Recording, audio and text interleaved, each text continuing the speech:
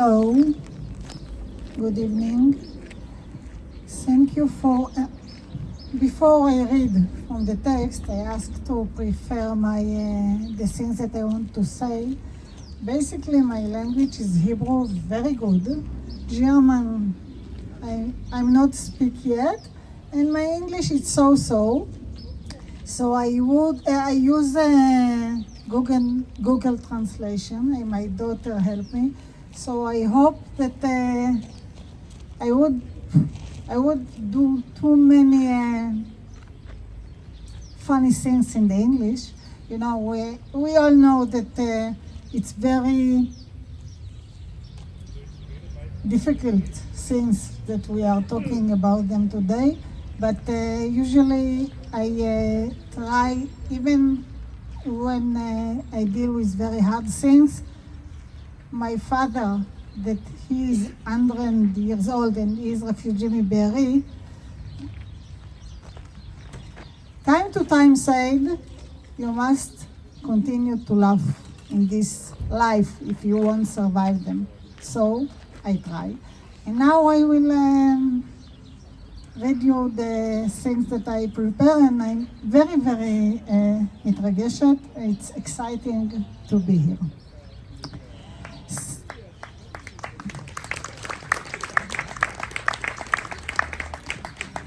Thank you all for coming to participate in this important event. Thanks for the opportunity to speak. My name is Eshkar Eldan Cohen. I am from Israel. I grew up in Kibbutz Be'eri in the Negev, on the Gaza border. I am artist, therapist, and feminism activist. I won in the Knesset of Israel Award of Appreciation for women creating change in the world, for leading a fight against the social legitimation of sexual violence. I want to talk today about Kibbutz Be'eri and Berlin, about the Jews' right to live, a subject that I have dealt with just since 7 on October. For decades, I was on the left side of the political map. I deal a lot on my art and my political activism with the Arabs' right to live. Since 7 on October, I have waken up to the issue of the Jews' right to live. My parents are members of Kibbutz Be'eri. My father, the poet Eldan, 100 years old, and my father, Sari, 88 years old, both were in Kibbutz Be'eri, in their home, on Saturday, 7 October, when Hamas terrorists broke into the kibbutz. Let me now take you back in time. My grandparents, on my mother's side, Tzvi and Tzipora Sapozhnik, named before was Feigen and Herschel, were born in Poland. They came to Israel in Zeriath before the Holocaust. So noisy. They came to Israel, Zeriath, before the Holocaust. The whole their extended family remained in Poland. All of them were murdered in the Holocaust. My mother was born in Israel. My grandmother was a labor leader. At home, we sat in the kitchen and she was crying and tell me about her family that was murdered in the Holocaust. I was a girl. It was painful and difficult to understand and contain. My mother said that grandfather was the first in the neighbors to buy a radio. He was listened to every day to program of relative survival search every day. He was looking after his family that stayed in Poland. Maybe someone is left from the family. He found none. Years passed. Every time I met someone with the same last name, I tell them they are my family.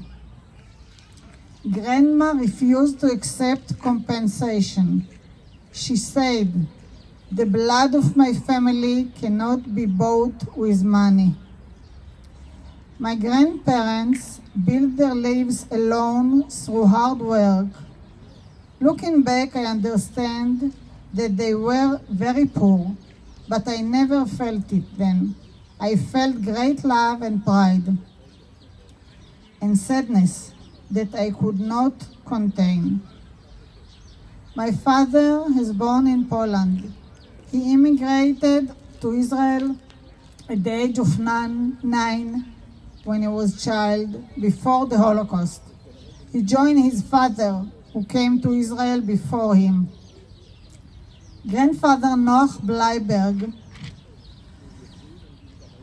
he is grandfather of Yuval Noach Harari too, father to father, brought his parents and siblings to Israel. My grandmother Sonia Bleiberg immigrated to Argentina.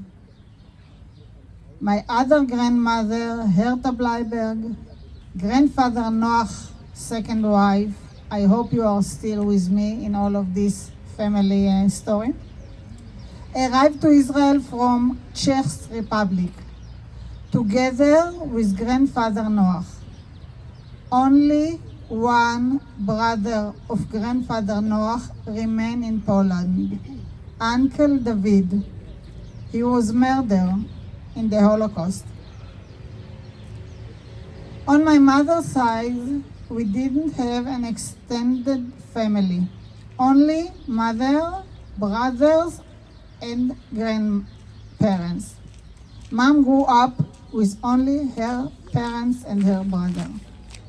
Life without family that murdered in the Holocaust is like living with body from which organs have been cut, like living without legs, without roots, without an identity, without a family.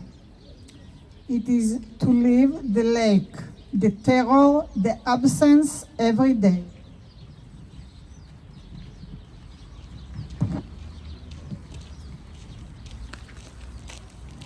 When I had to do a genetic test for genetic carriers of breast cancer, they asked about my family history. I couldn't answer. I don't know the family history of the murdered people in the family. The loss is always present. Absence present all the time. All the time, the absence is painful and causes phantom pain. About a year ago, I decided to honor the memory of my 3 grandmothers by establishing an independence book published house that carry their name, Herta, Fega, and Sonia. In this publishing, I published my book, Your Voice, Woman, the first chapter. Sometimes we are ashamed of pain and absence. It is very important that we choose to overcome the difficulty. It is important that we make our voice heard. To stand here and talk about my pain as an Israeli and a Jew is important, but it's not easy. I want to return now to talk about Saturday, 7 October in Be'eri in Israel. I call that Saturday Holocaust Saturday because in my opinion, that Saturday was a repetition of the event of the Holocaust in Europe. and maybe even worse than that. That Saturday, Hamas terrorists violently penetrated the house that I go in. They murder people they saw on their way to the kibbutz. They murdered people who went for a walk. In the kibbutz, they murdered and raped and burned people in their home, people that I know personally. They murdered 100 people from my kibbutz and kidnapped 30 people to Gaza. They murdered and kidnapped babies, children, women, and the elderly. They raped women. My kibbutz was in the left side of the political map. People voluntary to transport patients from Gaza to hospital in Israel. People donate money every year to the labor from Gaza who worked before in the kibbutz until Hamas prevent this possibility. The kibbutz members were activities for peace. It didn't protect them. In my parents' house, the shelter could not be closed. Terrorists shoot on their house while they was in the house. The terrorists shoot the glass door and the windows from the front and back. They shoot a glass window on which for years there was a sticker, "Peace Now," just about the place where my father sits daily. They threatened my mother, demand car key from her, which she doesn't have. A water heater on the roof exploded and water leaked from the ceiling into the house, into the closet and on the floor. The electricity went out and my parents are two very old people in the house with walkers.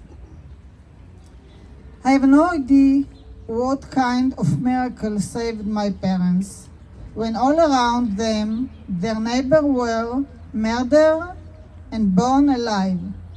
My parents survived. They are refugees now.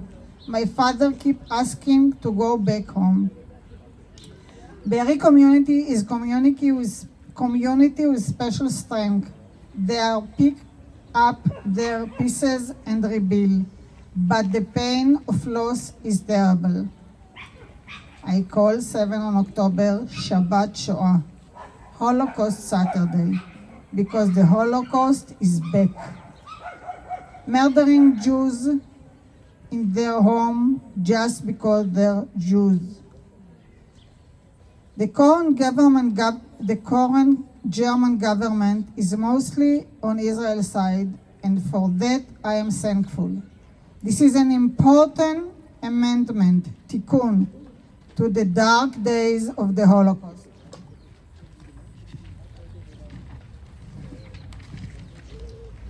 But not all of the German public, academia, and the world culture stand by Israel.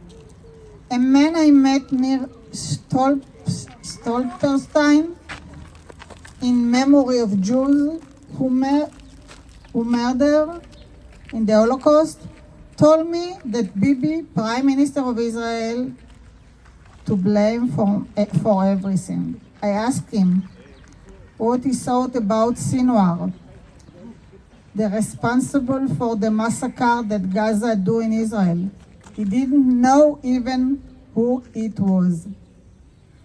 Sometimes it seems to me that it is very easy for parts of the world to transfer the Jewish problem to the Middle East so that the Arab will finish the job. It's hard to be Jewish today, to feel the hate from parts of the world. If the world does not wake up now and realize that Israel really has a right to exist, the Jews have the right to exist. The Israelis that were kidnapped have a right to return home. They cannot be bargaining cheap. So when the world wakes up, it will be too late. Yes, it is very sad what's happening in Gaza, but the responsibility lies with the leadership in Gaza, which repeatedly choose war instead creating life. My kibbutz repeatedly defends itself and reach out for peace. And the murderer from Gaza burned those who work for them in their homes. My daughter that's staying here with me, she is 31 years old. Since she was 10 years old girl, the trips to visit grandparents in Be'eri are trip to a war zone, dependent on missiles fired, running away from missiles, burning fields. For 20 years, Gaza has been firing on the Negev village in Israel. 20 years, and the world allowed it. In current years, when visiting my parents, I took water and sprayed their house, so if a fire balloon arrived from Gaza, the parents' house would not burn.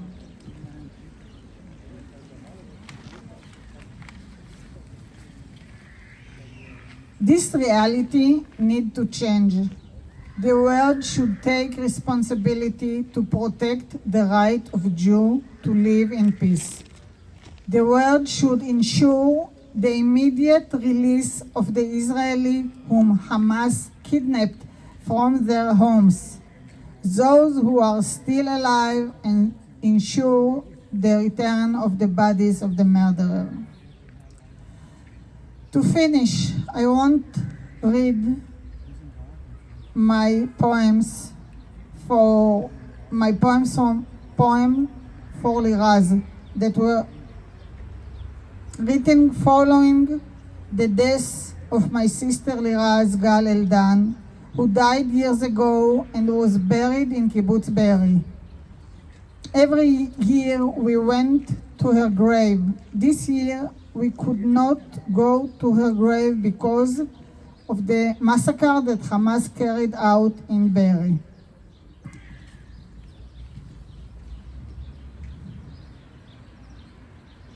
The poets talk about the loss and Be'eri. Two poems for Liraz. The entrance to the kibbutz, and then the target vadi, and afterwards the bar mitzvah amphi, and afterwards another grove, and afterwards the cemetery, and awards you, and down the road the parents' house that are growing old, and in the background Gaza. The second part. The land is soaked by you, and the rivers are soaked by you, and the wind is soaked by you, and the sky, and the flora, and the creeping things, and the beast. It goes around and return to its circuit, the wind,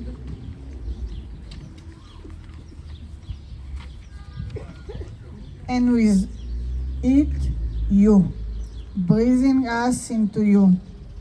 And Father continue to be silent, and Mother continue to talk. And you continue and sail on your journey to infinity that is within us. I arrived to Germany weeks after 7 October massacre committed by Hamas in Israel. I came to see an exhibition in the Jews Museum in Berlin. There was an exhibition about Be'eri centered around a poem by my father. I stayed in Berlin to regroup after the 7 October crisis, to learn about the past of the Jews here in Berlin, and to try integrate reality comprehending, to understand more, and to do personal and social healing work together for us, Jew, and for you, German, through a joint art project in Berlin, here in Berlin. In Be'eri, Hamas also burned in Be'eri Gallery, which was a cultural center. It is moving that Germany is a partner in the restoration of the gallery in Be'eri. I want to bring here and present here the creation and life of Be'eri. I want to present the work, culture, and life that Hamas tried to eliminate. I want to bring both the living work and the faces and the life stories of the murderer and kidnapped, so that no one can close their eyes. To give a voice to the dead who were brutally murdered, to give a voice life and for the continuation of life. I invite you to be my partners. Creation and art can heal. The fact that today Germany is a safe place for Jew and Israeli is the correction of history. I thank you for that. This is the meaning of the Hebrew word tikkun, amendment. Thank you about your listening to me.